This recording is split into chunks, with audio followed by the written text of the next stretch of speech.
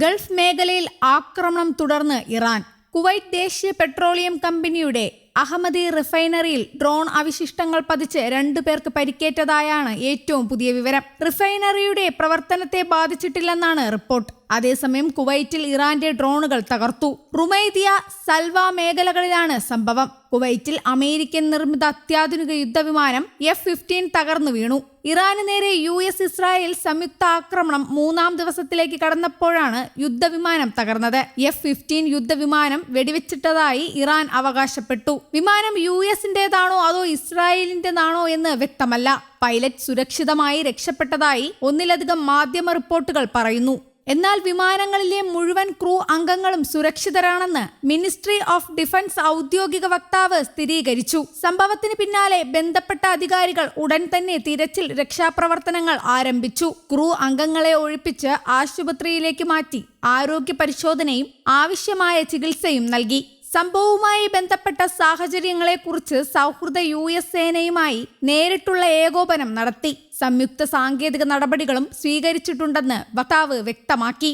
അപകടത്തിന്റെ കാരണം കണ്ടെത്തുന്നതിനായി അന്വേഷണങ്ങൾ പുരോഗമിക്കുകയാണെന്നും വിവരങ്ങൾ ഔദ്യോഗിക ഉറവിടങ്ങളിൽ നിന്ന് മാത്രമേ സ്വീകരിക്കാവൂ എന്നും അധികൃതർ അഭ്യർത്ഥിച്ചു. ഇറാനിയൻ ഷെല്ലാക്രമണത്തെ തുടർന്ന് കുവൈറ്റിലെ ആശുപത്രികളിൽ 32 വിദേശ പൗരന്മാരെ പ്രവേശിപ്പിച്ചതായി ആരോഗ്യ മന്ത്രാലയത്തിന്റെ ഔദ്യോഗിക വക്താവ് ഡോക്ടർ അബ്ദുള്ള അൽ സനദ് അറിയിച്ചു. ഒരു മരണവും റിപ്പോർട്ട് ചെയ്തു. അൽ അദാൻ ആശുപത്രിയിലാണ് തുടക്കത്തിൽ ആളുകളെ പ്രവേശിപ്പിച്ചതെന്നും അവിടെ നിന്ന് 15 പേരെ അടിയന്തര ചികിത്സയ്ക്കും തീവ്ര പരിചരണത്തിനുമായി ജാബർ ആശുപത്രിയിലേക്ക് മാറ്റിയെന്നും അദ്ദേഹം വിശദീകരിച്ചു. തല, നെഞ്ച്, വയറ്റിലെ പരിക്കുകൾ, ഒന്നിലധികം ഒടിവുകൾ എന്നിവയുൾപ്പെടെയാണ് പലരുടെയും പരിക്കുകളെന്ന് അദ്ദേഹം ചൂണ്ടിക്കാട്ടി. പരിക്കേറ്റവരിൽ ചിലർക്ക് അടിയന്തര ശസ്ത്രക്രിയ നടത്തിയതായും മറ്റുള്ളവർ ശസ്ത്രക്രിയയ്ക്ക് വിധേയരായതായും ഗുരുതരമായ പരിക്കുകൾക്ക് തീവ്ര പരിചരണം ലഭിക്കുന്ന കേസുകളുണ്ടെന്നും അദ്ദേഹം കൂട്ടിച്ചേർത്തു.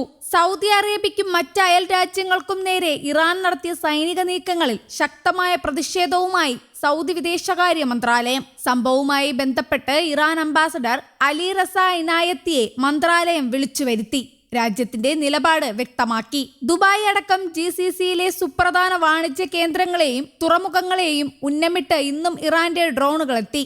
ബഹ്റൈനിൽ മിസൈൽ അവശിഷ്ടം പതിച്ച് ഒരാൾ മരിച്ചു എന്നും റിപ്പോർട്ടുണ്ട്. പ്രകോപനം തുടർന്നാൽ ഗുരുതര പ്രത്യാഘാതമെന്ന് GCC കൗൺസിൽ പ്രതികരിച്ചു.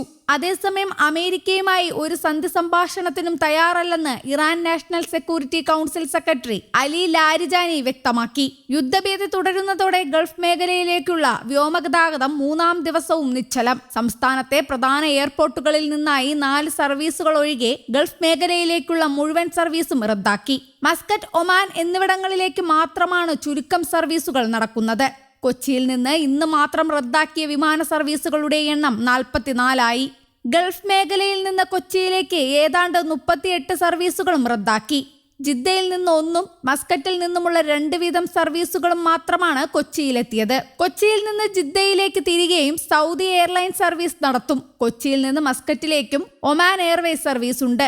എന്നാൽ 3 ദിവസമായി 73 വിമാനങ്ങളാണ് കൊച്ചിയിൽ നിന്ന് മാത്രം സർവീസുകൾ റദ്ദാക്കിയത്. കരിപ്പൂരിൽ നിന്ന് ഗൾഫിലേക്കുള്ള 20 സർവീസുകളാണ് ഇന്ന് റദ്ദാക്കിയത്. ഗൾഫിൽ നിന്ന് കരിപ്പൂരിലേക്കുള്ള 22 സർവീസുകളും ഇന്ന് ഉണ്ടാകില്ല. റിയാദ്, മസ്കറ്റ് എന്നിവിടങ്ങളിൽ നിന്ന് ഫ്ലൈനാസ്, സലാം എയർ വിമാനങ്ങൾ മാത്രമാണ് കരിപ്പൂരിലെത്തിയത്.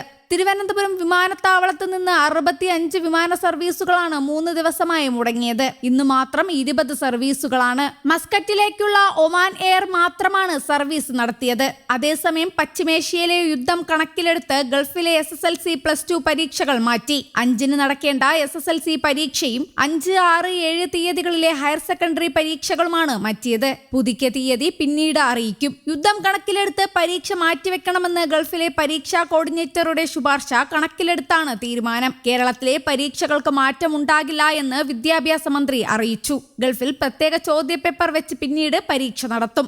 News desk, Kerala Kaumudi.